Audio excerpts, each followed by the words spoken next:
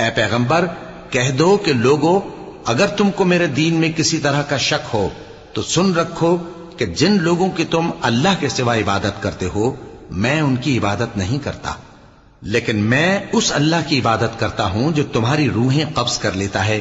اور مجھ کو یہی حکم ہوا ہے کہ ایمان لانے والوں میں ہو جاؤں،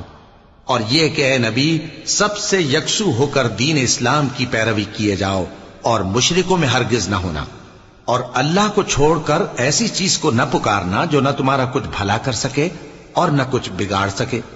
اب اگر ایسا کرو گے تو ظالموں میں ہو جاؤ گے، اور اگر اللہ تم کو کوئی تکلیف پہنچائے تو اس کے سوا اس کا کوئی دور کرنے والا نہیں، اور اگر تم سے بھلائی کرنی چاہے